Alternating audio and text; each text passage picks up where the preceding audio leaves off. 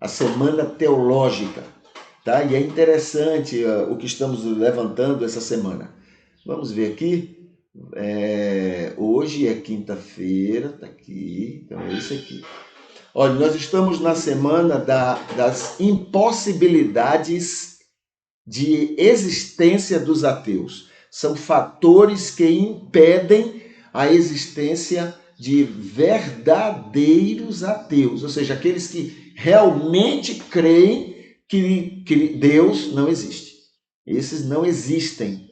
Por que não existem? Estamos analisando os fatos, tá? E por que eu digo que não existe e depois mesmo tanta gente dizendo que é? Porque se eles não crescem de alguma forma, eles não perderiam tanto tempo tentando provar que Deus não existe. Esse é um grande motivo, esse é o grande parâmetro.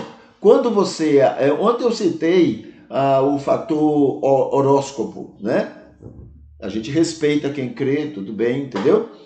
Mas você não vê aquelas pessoas que não creem em horóscopo perdendo tempo para provar, usar argumento, comprovar cientificamente que horóscopo não existe. Não perde tempo com isso. Esses são verdadeiros incrédulos, verdadeiros, vou dizer assim, ateus em relação ao horóscopo. Porque não perdem tempo com isso, né? Não creem. Agora, quando você vê aquela pessoa numa luta intensa para provar a si e aos outros que Deus não existe, é porque ele está lutando consigo. É porque ele crê.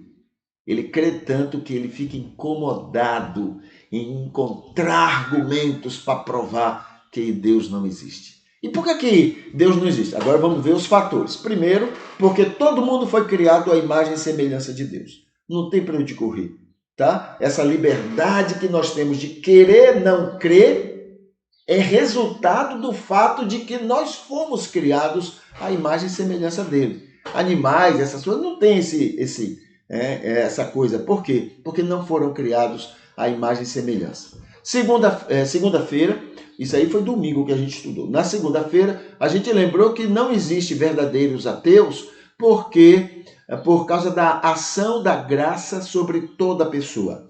A graça é um projeto, é um plano, é uma ação, é um kit de ações de Deus em relação às pessoas. Tá bom? Então, essas pessoas são alcançadas por Deus através dessas ações. Na terça-feira falamos sobre o convencimento ajustável do Espírito. O Espírito convence todo ser humano, sem exceção, da sua situação diante de Deus. Então, o ateu, o possível, né, o provável ateu também é alcançado pelo Espírito. Então, são fatores que vão impedindo dele ser um verdadeiro ateu. É uma luta grande que eles têm para provar aquilo que eles pensam que acreditam. Terça-feira, e falamos isso com muito respeito a eles, tá? A gente entende, né? Diante até. Por que eu até defendo o ateu? Olha, o tipo de Deus que a gente tem mostrado é um Deus que assusta mesmo. A gente não tem pregado o Deus de Jesus. A gente tem pregado o Deus que Moisés entendeu. Esse Deus a gente quer distância dele. Entendeu? Aquele Deus vingativo, aquele Deus que gosta de matar as pessoas, que gosta de perseguir as pessoas, que tem prazer em ver os outros sofrendo. Esse Deus que Moisés entendeu não é o Deus de Jesus. O Deus de Jesus é outro.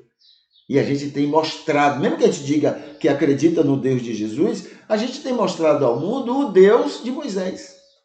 Então esse Deus, a gente quer distância dele. Muita distância. Entendeu? É um Deus falso. Não é? Porque o verdadeiro Deus é o de Jesus. Tá? Terça, falamos sobre o convencimento. Na quarta-feira, a iluminação ajustável do Espírito. O Espírito atua iluminando para que as pessoas entendam, né, a ação, o amor, a misericórdia, o próprio Deus e etc.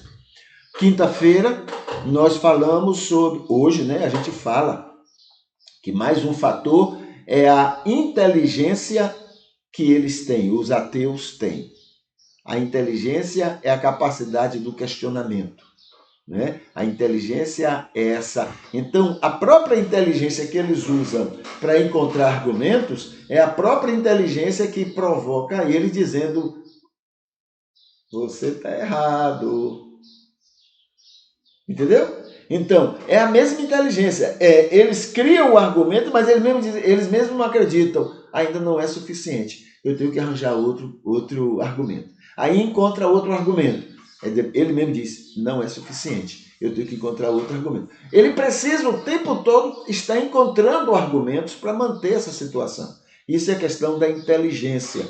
A própria inteligência, não é, que eles usam para encontrar esses argumentos é a mesma inteligência que cobra deles a insuficiência dos argumentos que eles têm. Então, não precisamos discutir com eles, precisamos amar, respeitar. Deixa eles, deixa o Espírito trabalhar na vida deles. Às vezes a gente atrapalha, porque a própria arrogância que a gente trabalha com eles, querendo cobrar deles alguma coisa, né, termina dando a eles mais material, mais conteúdo para eles criarem outros argumentos. Entendeu? Então descansa. Deixe Deus amar essas pessoas, Deus ama. E Deus sabe como cuidar delas. Para de tentar, nem ajudar Deus, isso é só vaidade nossa. Querer mostrar aos outros que é o que a gente crê e pensa, é arrogância. O nosso é que é melhor, o que eu creio é que é o certo, o seu é errado. Isso é arrogância. Isso não é nem tentando ajudar Deus, isso é vaidade.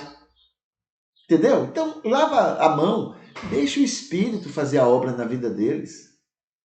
Entendeu? Então é isso que a gente chama a atenção aqui.